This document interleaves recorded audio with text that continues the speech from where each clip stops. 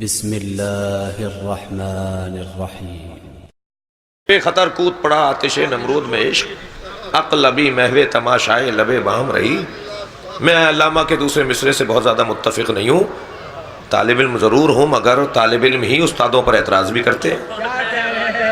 یہ عقل ابھی محو تماشائے، بھائی عقل کو آپ نے عشق سے دور کر دیا۔ میں کہتا ہوں کہ عقل کا عروج ہی عشق کہلاتا ہے۔ نہیں ہو سکتا کہ عاقل ہو اور عقل کی کمال کے اوپر پہنچا ہوا اور وہ عاشق نہ ہو۔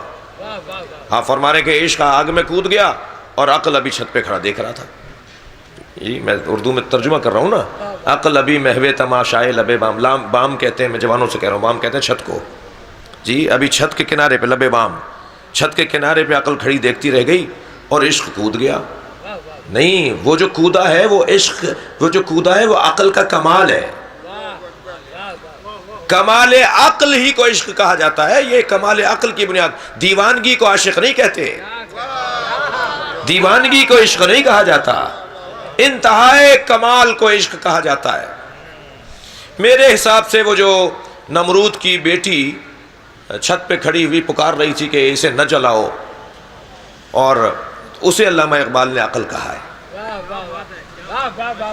کہ عقل تو مشورہ دیتی ہے نا، اور عشق کام کر بیٹھتا ہے، شاید یہ کہنا چاہ رہے ہیں۔ اور بہرحال بعد میں وہ نمرود کی بیٹی بھی کود گئی تھی، وہ بھی کودی تھی حضرت ابراہیم۔ جب کہا نا، جب نہیں مانی اس کی بات، نمرود کی بیٹی پکارتی رہی اسے نہ جلاؤ، اسے نہ جلاؤ، یہ غلط نہیں کہہ رہا تھا، یہ صحیح کہہ رہا ہے۔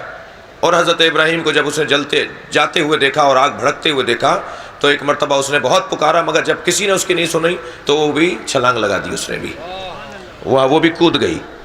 اور وہ بھی جناب ابراہیم کے اس معیت کی وجہ سے، ہمراہی کی وجہ سے، ساتھ دینے کی وجہ سے، وہ جو عشق کی وادی کی راہی ہوئی، اسے بھی آگ نے اثر نہیں کیا۔ صلوات پڑھیں ذرا محمد و آل محمد۔ جی داستان بڑی عجیب ہے، میں بس یہاں زیادہ نہیں ٹھہرنا چاہوں گا۔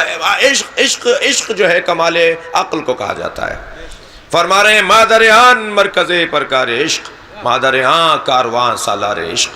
یہ اس کی ماں ہے کہ جو عشق کے دائرے کا مرکز ہے، یہ اس کی ماں ہے جو کاروان سالار عشق ہے۔ اگر آپ ہمارے لیٹسٹ ویڈیوز کے بارے میں جاننا چاہتے ہیں تو ہمارے چینل کو سبسکرائب کریں اور بیل آئیکن کو پریس کریں۔